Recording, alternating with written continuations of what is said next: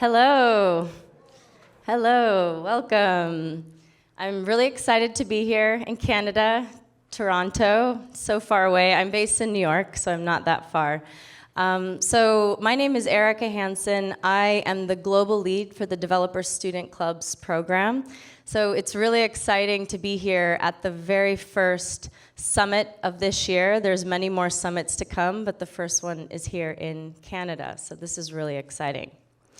So I'm going to talk about DSCs all around the world. Now it's a global program, so I'll give a few tips from around the world, what other clubs have been doing, and share a bit of an overview and what you can expect as a DSC lead. But before that, I'll just introduce myself. So my name is Erica, so hello. I'm actually from California. I grew up in Los Angeles. And I joined Google right out of college. So I went to Stanford University where I studied psychology and communications. I did take one computer science class, which I really enjoyed, and built a website. So I was interested in tech, and that really did pique my interest. So after college, I went to a job fair at my university and handed in my resume for Google and joined. So my first role was in sales, so I was actually answering the phone, so anyone could call Google and ask about their advertising account, or in general, any question about Google. So I got all types. So that was my first role.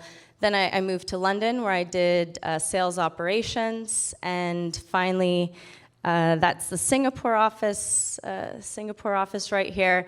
I joined developer relations, moved into engineering, and that's where I was working with developers in Indonesia.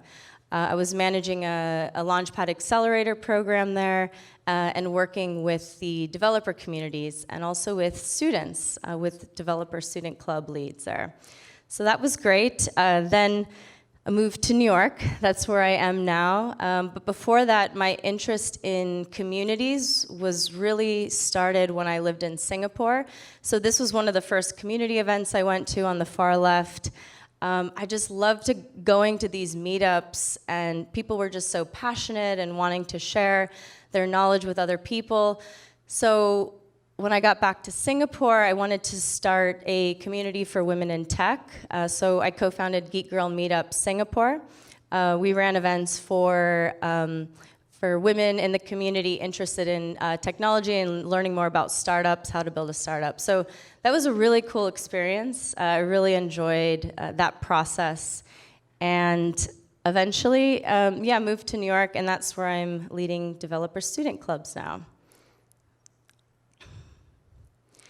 So what is DSC and why DSC?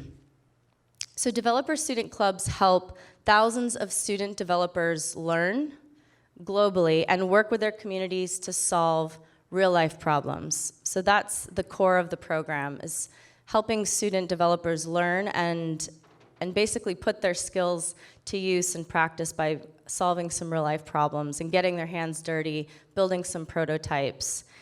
And what is our goal? So our goal is to create impact. Impact students and empower them to impact their communities through technology. And so we know that all of you will be making a big impact on within your communities, on your campuses. You'll be able to mentor students, help them grow, find new areas of tech that they didn't know they might be interested in, help them work on some projects for the local communities. So we're really excited to see more of the impact.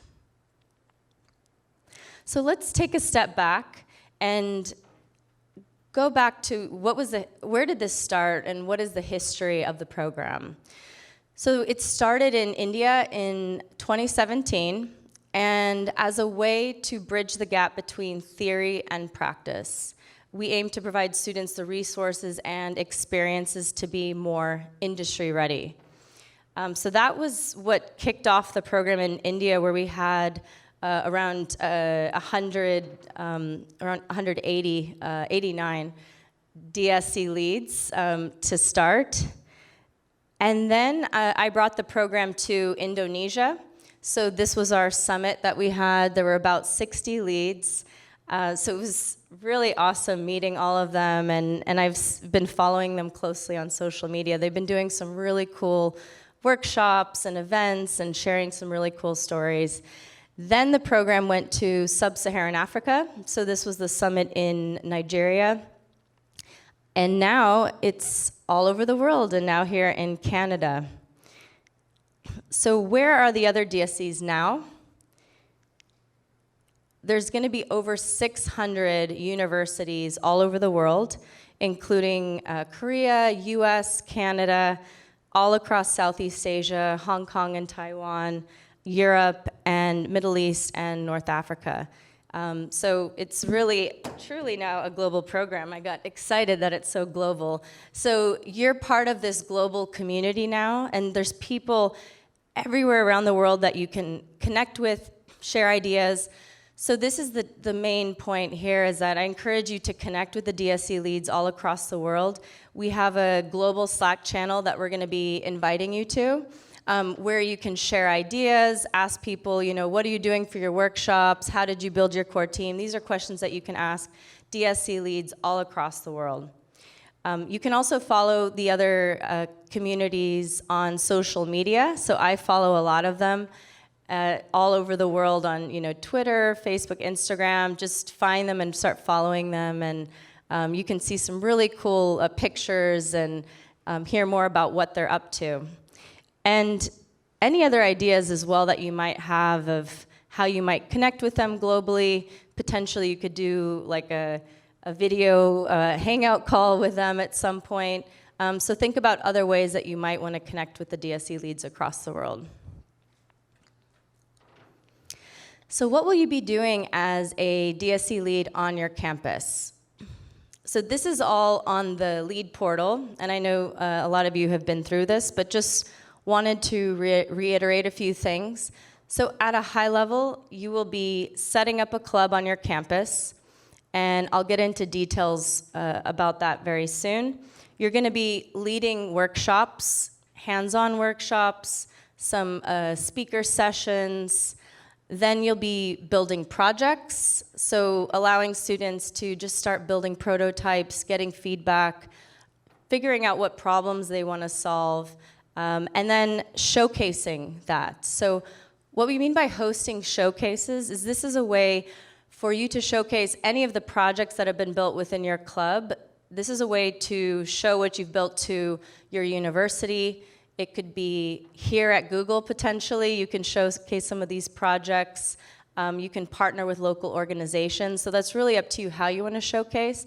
But this is a way to recognize the work of some of the students in your club, as a way to have them practice their public speaking skills and being able to share the projects they've built, and also as a way to get feedback from people on those projects. So set up the club, workshops, projects, showcases.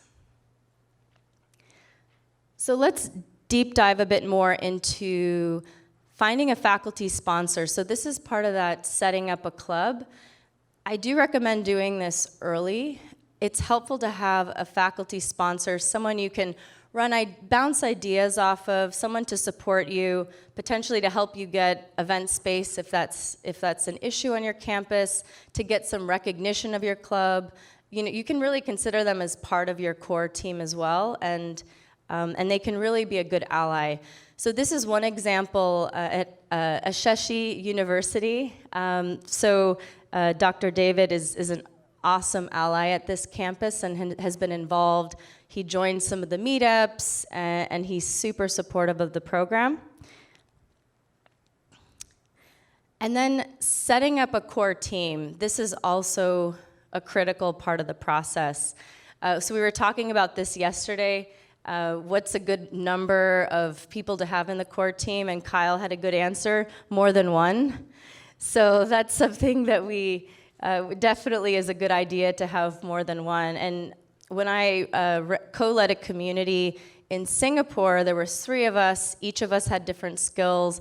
Each of us took on a different load. One would kind of be the main lead of an event, and then the next person would take over for the next event. It's really up to you, but it helps to have a few people that you can bounce ideas off of, build a strategy together, and really split up the work. So that really does help. So this is Wayne and his awesome core team. There's 5 of them, and actually this is Hannah in the top left. She's taking over as the new lead of the campus, so that's really exciting to see. So here's one example of a core team that one lead put together. So he thought of it as technical and non-technical, and again, this is really up to you, and you can test out what works, but this is what he did. So technical, non-technical. Within the technical side, he had people helping get the speakers, come up with the content. In some cases, he split it even further. He had one person that was focused more on the web content and speakers, the other focused more on mobile, or it could be cloud, the person leading the cloud study jams. So that's how he did it. And then the non-technical, so he had some people from business majors, I think he had someone from accounting join, and they were more focused on the media and creative. So he had one person who was taking pictures at events, who was doing kind of a recap of the event and also posting on social media. And another person on that non-technical team was managing partnerships and programs, and kind of thinking, who can we partner with? Are there local organizations? Is there maybe a startup we can connect to and see if there's any opportunities for us to work on projects, or reaching out to local organizations and asking if they have any projects the students can work on? So this is the way that they split up the team. I went to the University of Cape Town to attend one of their meetups. They had about 5, I believe, 4 or 5, and one person was managing the events. The other person was managing more of the content and speakers, and he was actually delivering a lot of the trainings. And then there were essentially like the lead and his co-lead in a way, who was really helping him with the strategy. So these are just a few examples. It really is up to you. And during that workshop time that you have today, that's when you can really brainstorm with each other and think about what might work for you. Do you have core team members in mind, or some people that you're already thinking about? Awesome. And have some of you thought about what that structure might look like? Does anyone want to share what they're thinking, or any ideas they might have? We have a group of about 7 people together, and there's one person that's really media. It might be too much. I think the number might be too much, but so far we've... It is? Hello? Oh, okay. Thought you were kidding me. So we have one guy that's really good at video editing. So we're hoping to create a lot of content through him, and maybe have like some sort of story of the whole DSC. We have one person that's really good at web design. He's also kind of like my co-lead. So I bounce ideas a lot off him. We have some people, we have 2 people that specialize in machine learning, and they're like seniors. And and there's other people that help with just different tasks over. So again, 7 might be too much at this point. We might think about just keeping a core group, but so far it's working okay. That's awesome. And that's a good point about the other people helping out. There's also, I have seen that, like volunteers. There's some people have split up like core team, and then volunteers who come for events and help out. So that's another group that you can interact with. So that sounds good. I know for my core team, I'm planning to have 5 people so far. So it'd be me, 2 instructors, someone whose entire job would just be arranging for rooms, space, timing events, making sure faculty members are free, dealing with all the logistical overhead, and then one person whose sole job it is to take pictures, design posters, and do all the marketing. Just that way, as a lead, I'm not worried about ground level, like day-to-day events. I can focus more on an overarching club as a whole. The instructors aren't worrying about, oh, do I have a room for today? They're only worried about what am I teaching? And it keeps everyone's job restricted to what they're doing, as opposed to worrying about a massive group. That's great. That sounds good. And those are all the key things. It's like you have to have the space and things ready, so one person to really worry about that problem to solve. So yeah, that sounds good. Awesome. Did you have one? Or, yeah. I'm also doing a team of 7. In this case, I've kind of split it in terms of events, but then still followed the technical, the marketing, and off the top of my head, I forget what the third one was, but there was a purpose for it. There's 3. But then, so there's myself and then a technical, a marketing, and someone else for months. Because with a student, the problem I'm finding that we're gonna have is you get busy. And as the semesters go on, you get busier. And event planning takes more than a month to get done. So while one group of the 3 can be working on the event and reaching out to others for ideas and help as necessary, then the next group of 3 can be planning the next month's event. And then they can rely, bounce back ideas, reach out for help if necessary on everybody else. And then during the month, like each team is in charge of their own tasks. And they can be like doing the marketing, getting the emails out and all that kind of material. That's awesome. I like that, so that you're able, so they're focusing on one event at the same time the other event is getting planned, so then you can have even more events or engage with even more students with more content. So yeah, that sounds like a good way to divide and conquer. Awesome.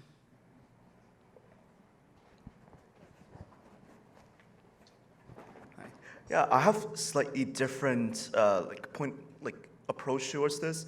At the University of Toronto, we're a very large university, and I had experience managing a very large team for clubs, like 50 people. But with DSC, since we're really I'm really aiming for like a smaller core team between 5 and 7 people. For me, I think the roles can be rather dynamic.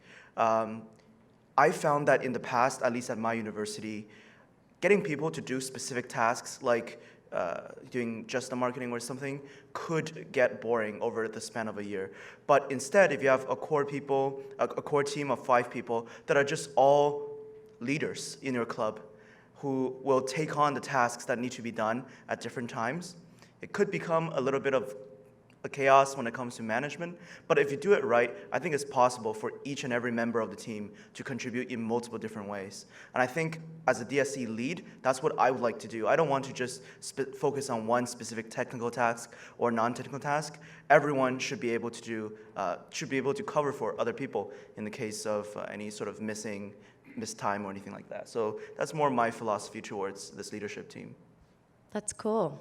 Thanks for sharing, and that's good to hear. I'd love to hear more about how that goes. I think it's really good to test out the different models, and also even along the way you can check in with your core team and just do like a quick check-in. How do you feel like things are going? Are there other things that you want to work on? Are there things that you're passionate about? Yeah, one thing is they could be working on things they're passionate about, or just kind of be more of a generalist, and checking in and just seeing how things are going, and then you can work from there. So that sounds really cool. We'd love to hear more about how that goes. Anyone else? Okay. Great. So I also recommend doing some research and just overall reflection. So here are some questions that just come up top of mind for me, but you also probably have even more questions. Just getting a sense of what is the current developer ecosystem around you? What does the curriculum look like at your campus at this time? Are there a lot of developers? And where do they currently go to learn? So these are just some things top of mind, but there's probably other questions that you're thinking about as you're looking at your campus, where you can fit in. Are there any gaps where you can fill this with gaps? I have talked to some students where that project-based learning isn't really emphasized or in any of the clubs, so this could be where DSC fits in, is these working on projects. So just getting a sense of the overall landscape and where you can really add value to students, and also getting a sense of what they're interested in. So just, you can do this with your core team and just get a sense of what is the landscape like. And then connecting with your community and building your community. So ways that you can reach out to build this community is, through social media channels, any department email lists. I like Jade's idea of going into the classrooms. That's really cool that you could go and announce about the club. Club fairs, if there's something at the first week of school. Are there any other ideas that you have about ways to get the word out about your club?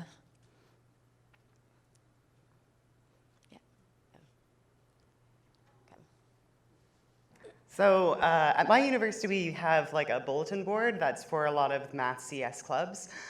So what we're planning on having is having an area specifically for whatever event we have upcoming next. So we'll have a regular schedule every 2 or 3 weeks. We'll have a poster up right at the beginning of that 3-week period before the event, and then people will know, okay, on this day, this really cool event is happening. That sounds good. So promoting the event to come. Here's what you're to expect, it's coming, and kind of like a poster. That's awesome. Okay. I don't mean to put you on the spot, but you had something you talked about it. You want to share the mailing list thing you talked about? Oh, I'll let you. No. I didn't know she had Right.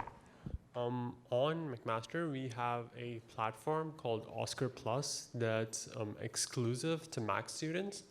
And so the cool thing about that is when you log into it, there's a calendar that sort of automatically puts up a bunch of like information sessions and other clubs that are hosting events. And I've been meeting with the clubs and events advisor who's in charge of that and talking to him, since DSC isn't officially a part of, say, the student union per se.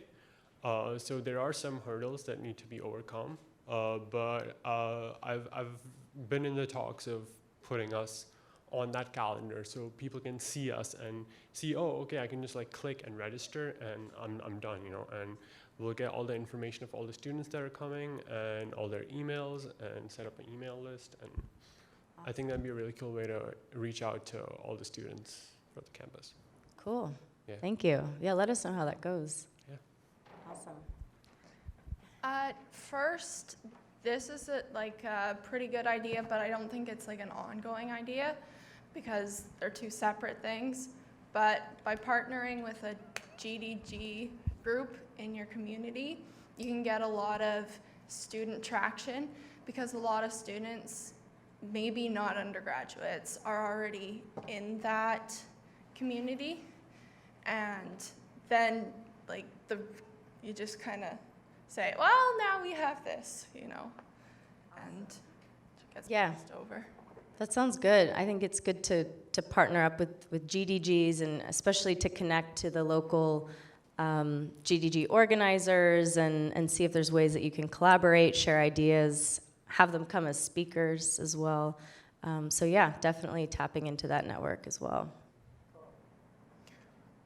We have a Discord channel that's specific to our computer science department. You might have other things at university. The channel I use that to communicate to everyone that this is happening. There's a lot of people that are interested, and basically we're just collecting emails from people there. So far we've been using that to keep them aware of what's going on. But just recently we started collecting emails, and we're gonna publish a list. A newsletter, and and also we got the calendar on the website. That's how we're going so far. Awesome. That sounds good.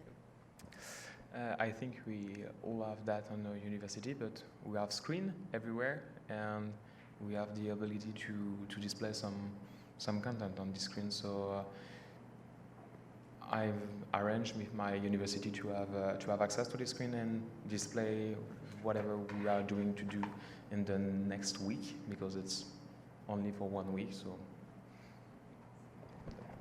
Cool. Thank you.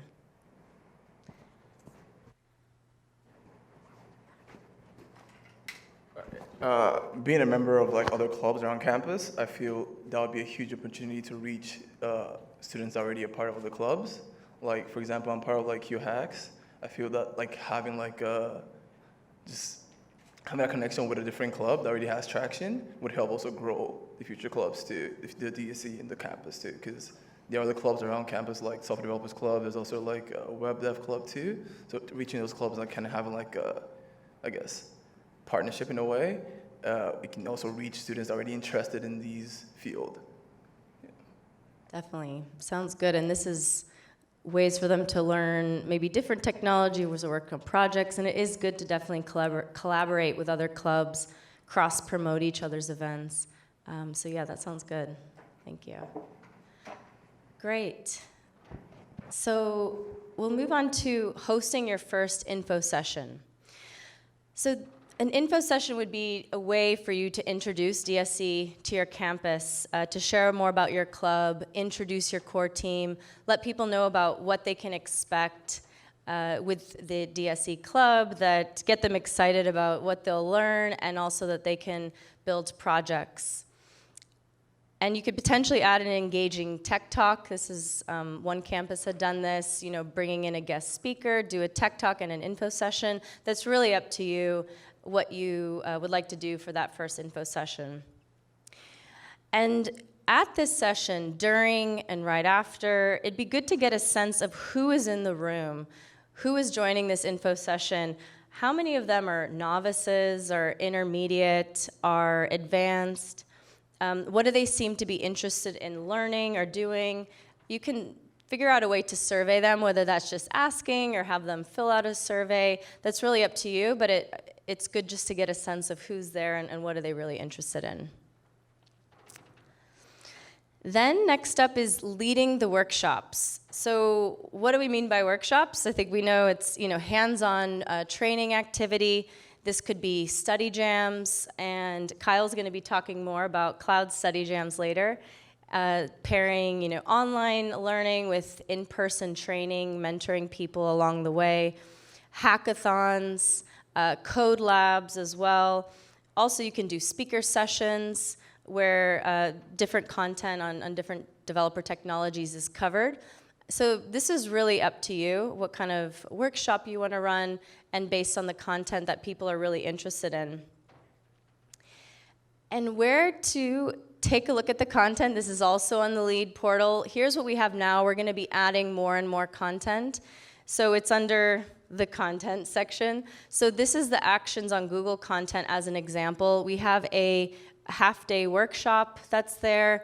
And there's also code labs that students can work on together, and you can kind of guide them through that. So that's just one example. We'll add more content there in the future. And we'd love to hear from you as well. What kind of content are you hearing that students want? Is it more beginner level? Is there a specific technology they're interested in? Or you can pull your own content in as well, things that you're interested in or found useful or from other sites. So this is really up to you, but we'd love to hear how that goes, any feedback for us and what's working. So please do share that with us. And now I'd like to play a video to show you what a study jam is all about. I was shocked that in less than 5 minutes, we actually had about 30 people signing up for it.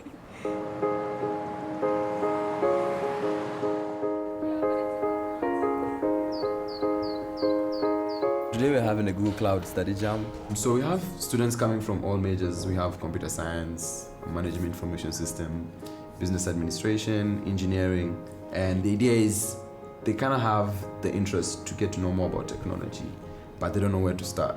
And so as DSC, that's where we come in.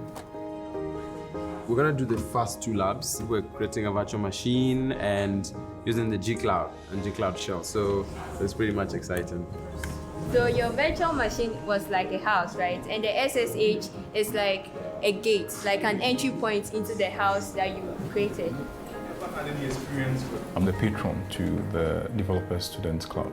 The issue is that computer science classes provide some level of theory introduction, some level of practice, but then we want to let the students appreciate current technologies, state-of-the-art technologies, by introducing them through Developer Students Club workshops and seminars. So I wanted to go into web development. Before, I was not someone who actually likes coding, that tech stuff, but ever since I joined DSC, I've actually started coding a lot and doing some projects on my own. Yeah, students from all majors, they really want to know more about what they can actually do to contribute to problem solving in the society. Really love teaching people and making them realize that, oh, I can actually do this. That's one of the things that really give me the joy when I see that in people.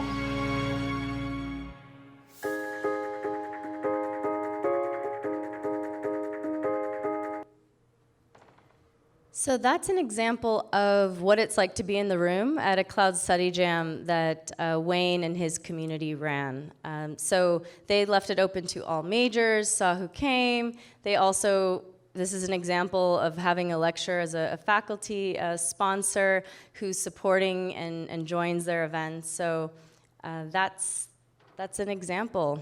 And we'd love to hear more of your stories of how your workshops go in the future, and hopefully we can share more of these stories in the future. So I want to do a spotlight of different types of workshops and events that DSC Summit did throughout the year. So they actually just posted this as, I just found this recently. So Wayne was a DSC lead for the year, and he's graduated and has passed it down to Hannah. So they said as a farewell, they wanted to basically reflect and do a recap of all their events. So I'm going to go through some of the highlights so you get a sense of what are some of the types of events that they're running on other campuses. So when he first launched in September, they saw that there were almost 150 members that wanted to join their first info session. So that was exciting. Then we moved down here. They had a workshop. This is their second workshop, was on collaboration amongst developers using GitHub. Then in mid-November, they held their first Google Cloud Study Jam. And then in late November, they went to their first ever GDG event. So this was DevFest. So Google developer groups, they typically run a big one-day tech event called DevFest, where there's different speakers and hands-on sessions. And so some of the DSC leads joined this, and they were able to collaborate with them. So they were really excited about that.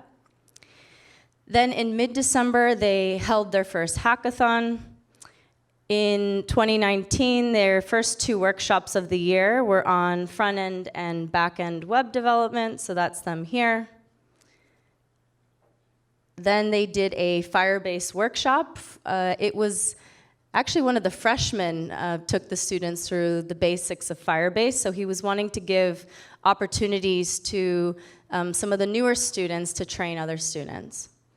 Then let's travel down to March. So some of their members participated in Google's Hash Code, an online competition. And one of the teams from their club was one of the top teams across all of Ghana, which was super cool. And I love reading these too because they're sharing on social media just, hey, we were the winners of a hackathon, or hey, we did this. Like, it's really cool to see what the students of the club are up to. Then, machine learning time. So thanks to one of the facilitators, the students were introduced to the basics of machine learning using TensorFlow. And lastly, to cap it all off, they did a project showcase. So the groups presented their projects that they built on various technologies, and they had a partner help them out as well. So this is just like an example of a series of events that you can run, and you can also check this out on Twitter, where they've posted all of this. And they had a number of other events in between, and I just pulled out a few. So they were doing events probably every month. So this is one example, but it's really up to you what you want to do for your campus. What are the needs? How often do you want to run the events? What type of what level are people at when they come? So these are things that you can think about, and you'll also be discussing this in your workshop groups later today. So building projects. So we've covered workshops, we've covered setting up the core team. Now let's talk about projects, and I'm going to share a couple of examples. So what do we mean by projects? So this is a tested prototype of a tech-based solution that is built to solve a problem faced by a local organization, a business, maybe you work with an NGO, maybe you find a problem that you think should be solved within the community and you go for it.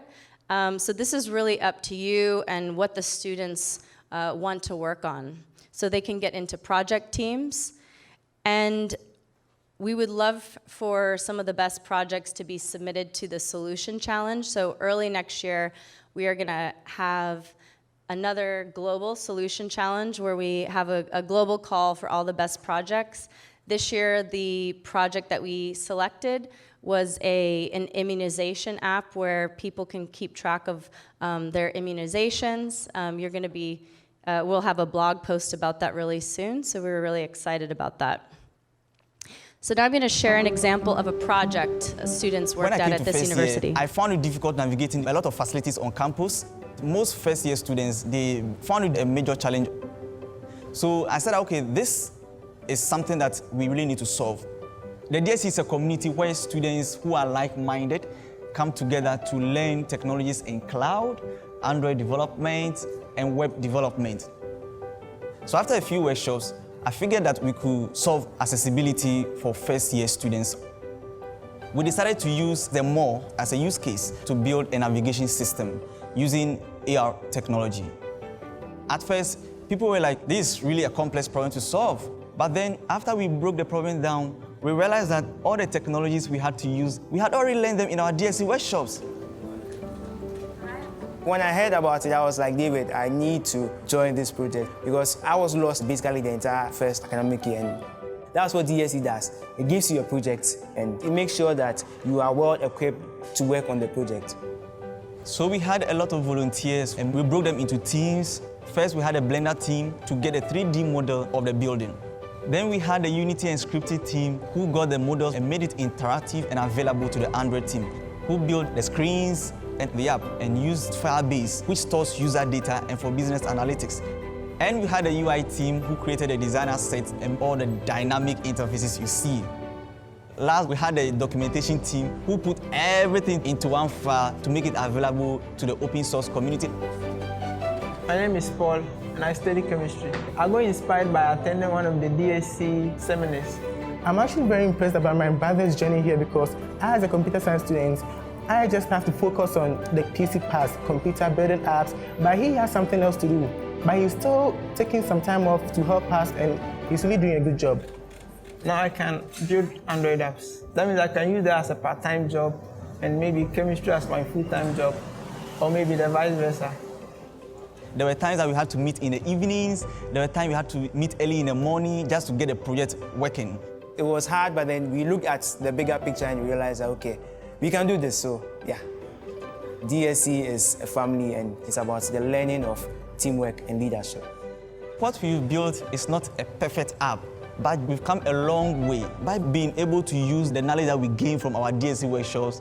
My God, this is cool. Who wouldn't love this?